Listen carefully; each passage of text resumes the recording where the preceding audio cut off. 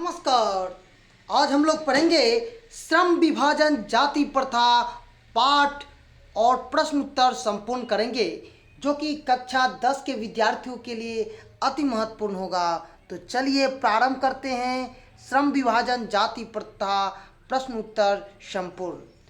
तो श्रम विभाजन नाम से पता आपको लग रहा है कि श्रम विभाजन जाति प्रथा, तो यह रचना बाबा साहब भीमराव अंबेडकर की है। किसकी है? तो बाबा साहब भीमराव अंबेडकर की है।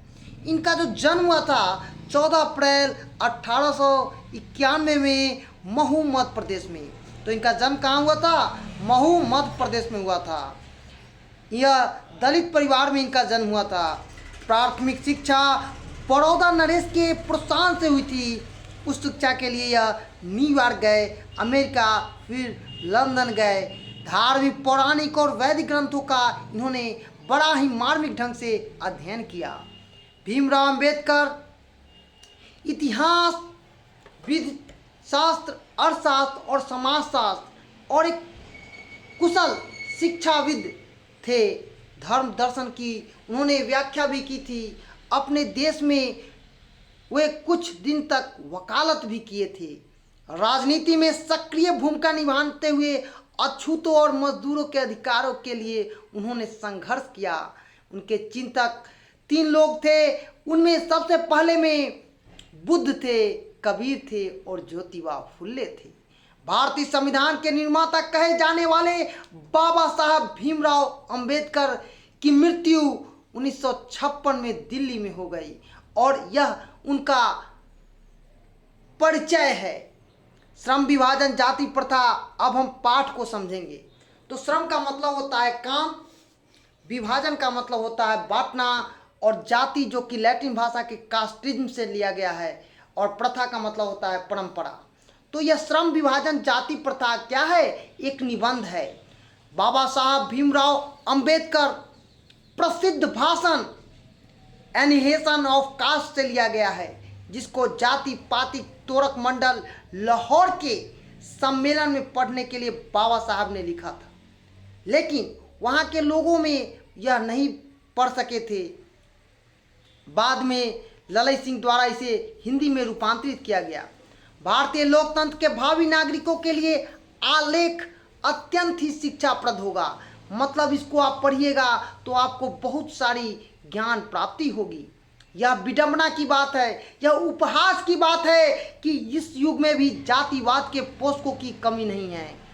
उनके समर्थक अनेक आधार में पहला आधार है आधुनिक सब समाज। आखिर आप किसको सब समाज कहते हैं?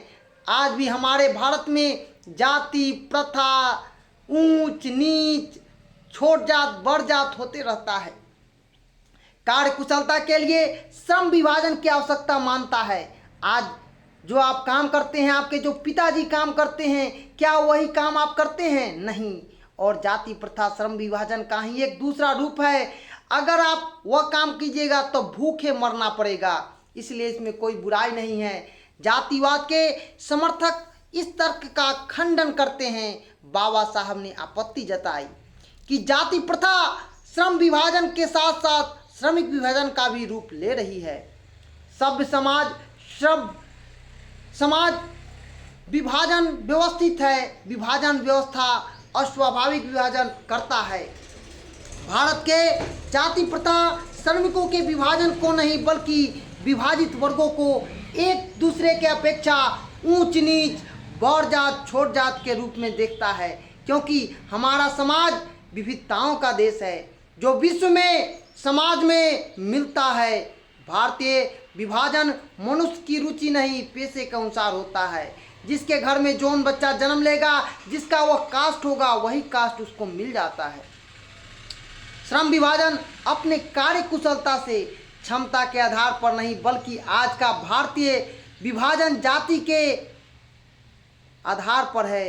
बच्चा गर्भ में ही रहता है तो उसकी जाति दे दी जाती है, चाहे वह पेशा में कुशल हो, उसका मन लगे ना लगे, चाहे उसे भूखे मरने के लिए क्यों नहीं छोड़ दिया जाए।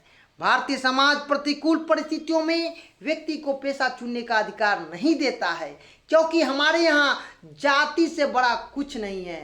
क्योंकि हम लोग जाति के अगर विरुद्ध जाते हैं तो हमारे पति पर्दार जो बगल के लोग हैं वो छांट देते हैं हमको।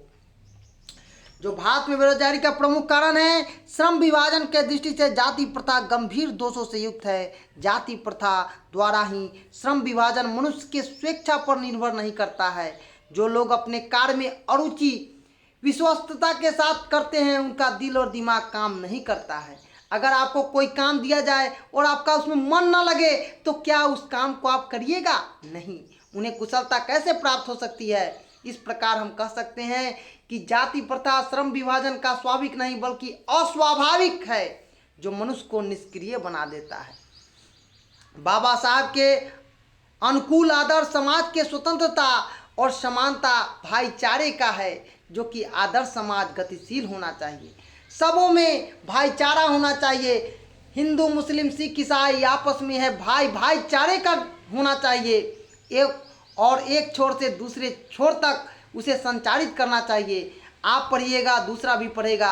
हर धर्म, हर जाति, हर समुदाय के लोग पढ़ेंगे, लिखेंगे और समझेंगे तो उनका विकास होगा। जब उनका विकास होगा तो समाज का विकास होगा। समाज का विकास होगा तो घर, परिवार, देश सबका विकास होगा।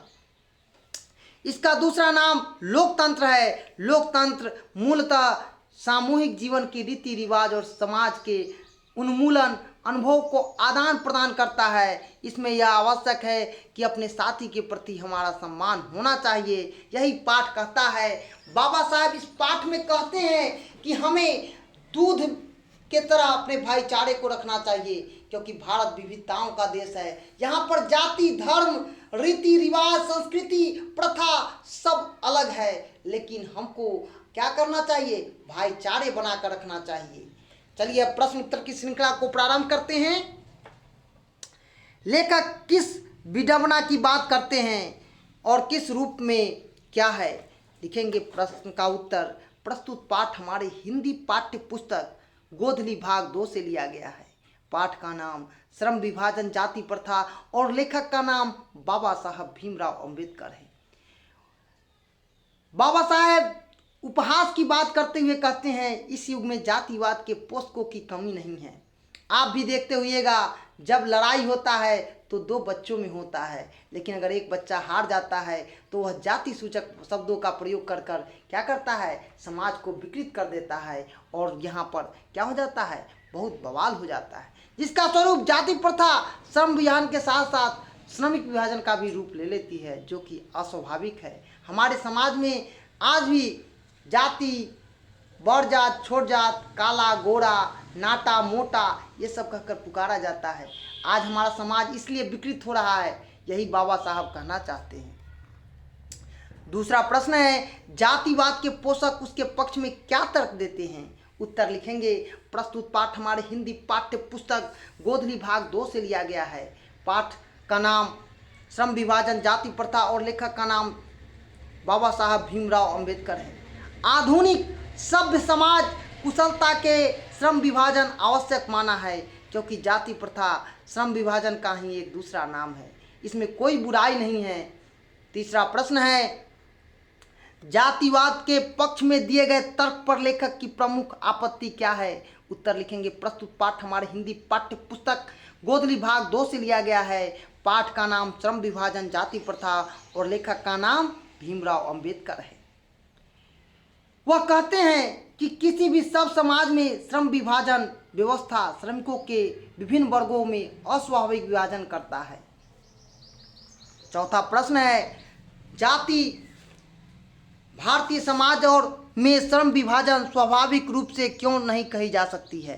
प्रस्तुत पाठ हमारे हिंदी पाठ्य पुस्तक गोधली भाग 2 से लिया गया है। पाठ का नाम श्रम विभाजन, जाति प्रथा और लेखक का नाम बाबा साहब भीमराव अंबेडकर है। भारतीय समाज में जातिवाद के आधार पर श्रम विभाजन अस्वाभाविक है। आज आप भी देखते हुइएगा, आपके यहाँ कोई वोट मांगने आता है तो कहता है कि हम आपके जात के हैं, हमको वोट दीजिए, क्योंकि जातिगत श्रम विभाजन श्रमिकों का अरुचि अथवा कार्य कुशलता के आधार पर नहीं होता है, बल्कि माता के गर्भ से ही। अगर आप किसी के उच्च जाति के गर्भ में हैं तो उच्च जाति हो जाइएगा, अगर किसी के गर्भ निम्न जाति का है, वह जाति निम्न है, तो आप निम्न जाति के कहलाते हैं। लेकिन पहले ऐसा नहीं था। पहले क्या था? वर्ग विभेदीकरण था, बाद में जाति प्रथा आ गई। जो श्रम विभाजन कर दिया, जो व्यवस्था अकुशलता अरुचि होने के कारण गरीबी और अकर्मण्यता को भी बढ़ावा देता है। आपको हीन भावना आ जाता है। आपको कोई कहता है कि यह फलाना नीच जात है या यह फलाना ऊंच जात है। अगर आपको उच्च जात करता है तो आपको क्या अच्छा भाव आता है, लेकिन आपको अगर कोई नीच भाव कहता है तो आपको क्या खराब भावना आता है।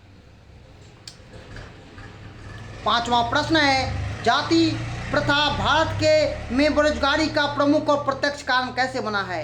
उत्तर लिखेंगे। प्रस्तुत पाठ हमारे हिंदी पाठ्य पुस्तक गोदली भाग 2 से लिया गया है। पाठ का नाम श्रम विभाजन जाति प्रथा है। लेखक का नाम बाबा साहब भीमराव अम्बेडकर है। भारत में बेरोजगारी का एक प्रमुख और प्रत्यक्ष कारण, क्योंकि भारतीय समाज में श्रम विभाजन के आधार पर जाति का है। चाहे श्रमिक कार्य कुशलता हो या नहीं हो, कार्य में उसको मन लगे ना मन लगे, उससे कोई मतलब नहीं है। जन्मजात श्रम विभाजन कर दिया जाता है, जो श्रम विशेषताओं के चुनाव कर दिया जाता है। श्रमिक कार्य के प्रति अरुचि होते हैं। श्रमिक कार्य कुशलता नहीं हो तो उसमें अपने काम के लिए दिल और दिमाग एक नहीं होता है। जब आपको पढ़ाई पर मन नहीं लगता है और कोई पढ़ाता है तो क्या आपको मन लगता है? ऐसी हालत में यह बेरोजगारी का कारण है। और भारत युवाओं का देश होते हुए भी यहाँ पर देखिए, बहुत शिक्षित लोग होते हुए भी बेरोजगार हैं। यह दिन प्रतिदिन बढ़ता जा रहा है। छठा प्रश्न है, लेखक आज के उद्योग में गरीबी उत्पीड़न से भी बड़ी समस्या किसे मानते हैं और क्यों? उत्तर लिखेंगे। प्रस्तुत पाठ हमारे हिंदी पाठ्य पुस्तक गोदली भाग 2 से लिया गया है। पाठ का नाम श्रम विभाजन जाति प्रथा, लेखक का नाम बाबा साहब भीमराव अम्बेडकर है। आज के उद्योग में गरीबी उत्पीड़न बहुत बड़ी समस्या है। बहुत से लोग निर्धारित कार्य में अरुचि है केवल व्यवस्था के चलते, मतलब उनका मन नहीं लगता है, लेकिन क्या कीजिएगा, व्यवस्था के चलते। क्योंकि ऐसी स्थिति स्वतः मनुष्य को दुर्भावना से ग्रसित करके टालू काम, जैसे आपको खेत में जाने का मन नहीं करता है और आपके पिताजी किसान हैं, आप कहते हैं कि बउआ थोड़ा सा खाना पहुंचा दीजिए, आप क्या कहते हैं, अच्छा जाई ले, और आप नहीं जाते हैं। तो क्या होता है, ये टालू होता है काम। तो काम करने के लिए प्रेरित करते हैं, लेकिन स्थिति यहाँ काम करने वाले का दिल नहीं लगता है, न दिमाग, न उनको उसमें मन लगता है। क्योंकि आज के लोग अपने को समझते हैं कि हम जेंटलमैन के बेटा हैं। सातवां प्रश्न है, लेखक ने पाठ में किन प्रमुख पहलुओं में जाति प्रथा को हानिकारक प्रथा के रूप में दिखाया है? उत्तर लिखेंगे। प्रस्तुत पाठ हमारे हिंदी पाठ्य पुस्तक गोदली भाग 2 से लिया गया है। पाठ का नाम श्रम विभाजन जाति प्रथा, लेखक का नाम बाबा साहब भीमराव अम्बेडकर है। विविध पहलुओं में जाति प्रथा एक हानिकारक प्रथा है जो कि निम्नलिखित है। यह अस्वाभाविक है। श्रम विभाजन बढ़ती बेरोजगारी, अरुचि, व्यवस्था और श्रम का न अच्छी तरह से चुनाव करना है, क्योंकि आदर्श समाज वास्तविक लोकतंत्र का स्वरूप है। और आज देखिए, अगर कोई भी आदमी शहर में जाता है तो उससे जाति धर्म नहीं पूछा जाता है, उससे सिर्फ अपने काम के बारे में पूछा जाता है। आठवां प्रश्न है, सच्चे लोकतंत्र की स्थापना के लिए लेखक ने किन विशेषताओं की आवश्यकता माना है? उत्तर लिखेंगे। प्रस्तुत पाठ हमारे हिंदी पाठ्य पुस्तक गोदली भाग 2 से लिया गया है। पाठ का नाम श्रम विभाजन जाति प्रथा और लेखक का नाम बाबा साहब भीमराव अम्बेडकर है। वह चाहते हैं कि यहाँ पर सब समान हो, सबकी रक्षा हो और सामाजिक जीवन के अवसर उपलब्ध हो, चाहे वो तात्पर्य हो। यहाँ पर किस तरह का हो, तो दूध और पानी का मिश्रण हो, भाईचारे का हो। यह दूसरे अर्थों में लोकतंत्र है। लोकतंत्र मूलतः सामूहिक दिनचर्या की एक रीति है। समाज में समाहित अनुभवों का आदान प्रदान है। इनमें यह आवश्यक है कि अपने साथी के प्रति हमें श्रद्धा रखना चाहिए। जैसे आप कोई क्रिकेट खेलते हैं, आप कोई खेल खेलते हैं, उस समय जाति प्रथा आप में नहीं हावी होता है। आप जब स्कूल में पढ़ने जाते हैं उस समय जाति प्रथा नहीं होता है। सिर्फ जब जब इलेक्शन आता है तब आपको अपना जाति, धर्म और समुदाय याद आता है। 9वां प्रश्न है, संविधान सभा के सदस्य कौन कौन थे? अपने शिक्षक से मालूम कीजिए। तो उत्तर लिखेंगे। प्रस्तुत पाठ हमारे हिंदी पाठ्य पुस्तक गोदली भाग 2 से लिया गया है। पाठ का नाम श्रम विभाजन जाति प्रथा, लेखक का नाम बाबा साहब भीमराव अम्बेडकर है। जवाहरलाल नेहरू, भीमराव अम्बेडकर वल्लभ भाई पटेल, डॉक्टर राजेंद्र प्रसाद, अबुल कलाम आजाद, चक्रवर्ती राजगोपालाचार्य, श्याम प्रसाद मुखर्जी, सरोजनी नायडू, पंडित विद्यालक्ष्मी, हंस मेहता आदि हैं। 10वां प्रश्न है, बाबा साहब भीमराव अंबेडकर को आधुनिक मनु क्यों कहा गया है? उत्तर लिखेंगे। प्रस्तुत पाठ हमारे हिंदी पाठ्य पुस्तक गोधली भाग 2 से लिया गया है। पाठ का नाम श्रम विभाजन जाति प्रथा, लेखक का नाम बाबा साहब भीमराव अंबेडकर है। उन्हें मनु के रूप में कहा गया है क्योंकि प्राचीन वैमनस्य मनु में मनुस्मृति के माध्यम से जातिवाद के संपर्क के रूप में वर्णन व्यवस्था का उचित बताया था। उसी प्रकार से बाबा साहब भीमराव अंबेडकर श्रम विभाजन आवश्यक बताते हैं, लेकिन अंबेडकर ने जातिवाद के आधार पर श्रम विभाजन और श्रम विभाजन के आधार पर जातिवाद की आलोचना की। इसके माध्यम से श्रम विभाजन करना भारत की प्रगति में बाधा डालती है। इस बात को बाबा साहब ने इस पाठ के माध्यम से, इस लेख के माध्यम से, इस निबंध के माध्यम से जनमानस में और छोटे छोटे बच्चों में जातिवाद के प्रति जो संकीर्ण भावना है उसको उजागर करने का काम किया है। यह वीडियो आप न्यू एजुकेशन पॉइंट के तरफ से देख रहे हैं। धन्यवाद।